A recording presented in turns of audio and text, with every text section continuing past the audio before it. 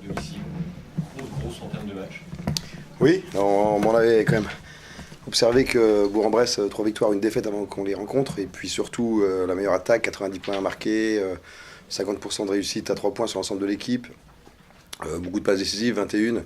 Donc on s'est dit, bon, ben il faut qu'on mette beaucoup d'intensité défensivement pour essayer de faire baisser ces chiffres-là. Et on a plutôt bien fait puisqu'on était à 32 points d'encaissés à la mi-temps. De l'autre côté, nous, on avait plutôt bien géré le ballon. On n'en avait que 2 perdus à la mi-temps. On finit à 8, mais on était à 2. Non, on était plutôt bien dans ce qu'on voulait mettre en place sur le terrain pour les perturber. Après, c'est parfois justement la difficulté, c'est de gérer une avance qui est conséquente. Et il faut savoir, il y a eu justement ce petit relâchement quand il revient à moins 11 au début du quatrième. Oui, effectivement. Il y a eu, on a quand même réussi à conserver l'avance. On fait un troisième quart-temps où on finit à 19-19 et donc du coup on garde l'avance, mais on a eu un moment de flottement où on n'a pas su prendre l'avantage de la défense que Bourg-en-Bresse a proposé à ce moment-là. Et on s'est frustré, on est parvenu en défense 2-3 fois de suite. Et ça va vite, hein. Il y a eu tout de suite des situations de jeu rapide pour Bourg-en-Bresse où il marque un 3 points de Simon, un 3 points de... comment c'est, j'arrive jamais à le dire, excusez-moi, Wojciechowski, voilà. Et donc du coup, quand il y avait un 11, là, heureusement que derrière, sur l'attaque, d'après, on arrive à marquer parce que ça peut aller vite, hein. On sait qu'il y a la barre psychologique des 10 points, souvent, qui fait que si l'équipe en dessous revient en dessous des 10 points, psychologiquement, tout est, surtout quand il reste beaucoup de temps, et tout est possible. Donc on a eu la bonne idée de marquer à ce moment-là et de reprendre un petit peu de souffle. On a l'impression dans le collectif déjà bien huilé du système qui fonctionne bien. Sur certains passages, oui. Sur d'autres, vous avez vu aussi que c'était, même en première mi-temps, sur à un moment donné, là, quand on a eu une avance, sur quelques possessions, on n'est pas en connaissance du play qu'on annonce, du système qu'on annonce. On joue trop vite aussi. Et du coup, à ce moment-là, on donne aussi des situations de jeu rapide à l'adversaire. Et il faut qu'on arrive, même dans une situation où il y avait un peu d'avance, à continuer à avoir un jeu qualitatif, structuré, où on sait ce qu'on fait par rapport à l'annonce qu'on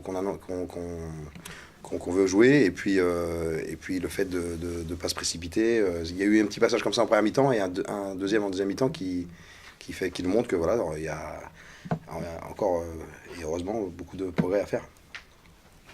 Vous êtes satisfait, c'est ce qu'on disait avec Pape, du côté collectif quand même, parce que dans chaque match, il n'y a pas qu'un joueur ou deux qui tiennent la baraque, c'est tout le monde à un moment ou à un autre, même si tout ne se voit pas forcément dans les autres, mais apporte quelque chose dans la construction de la victoire, quoi. Oui, c'est sûr que il y a effectivement des différentes possibilités dans l'équipe, aussi bien dans le secteur intérieur que extérieur. Dans le secteur intérieur, on a différents types de joueurs intérieurs et en fonction des associations d'un tel avec un tel, ça présente des solutions, mais ça demande aussi beaucoup de temps, beaucoup de travail pour qu'on puisse maîtriser tout ça, parce qu'en fonction de qui est sur le terrain, notamment je parlais sur le secteur intérieur, c'est pas tout à fait les mêmes systèmes, pas la même façon de jouer, donc il y a besoin d'un peu de temps, mais ça c'est aussi une richesse. À la fois c'est beaucoup de réflexion, mais c'est une richesse aussi. C'était déjà le cas avant ce match, mais vous êtes véritablement l'équipe que tout le monde va vouloir battre, donc la pression va s'accentuer encore plus. Oui, mais ça, de toute façon, quelle que soit la situation, nous, on est concentré sur notre équipe, sur le fait de vouloir progresser d'un match à l'autre. Chaque match a son histoire et sa spécificité, mais on veut quand même tirer à chaque fois profit des choses qui se sont passées dans le match, et surtout se concentrer tout de suite sur le prochain adversaire. Donc là, c'est Antibes. On a un break assez long, hein, parce qu'on rejoue encore lundi prochain à la télé, donc c'est toujours un peu particulier, mais à gérer ce laps de temps un peu long, mais on va tout de suite on va apprécier déjà la victoire ce soir, et puis se tourner rapidement sur l'équipe d'Antibes, et puis préparer la prochaine rencontre avec l'intention d'aller faire un résultat là-bas, mais on sait que ça sera pas simple. Merci à vous. Merci.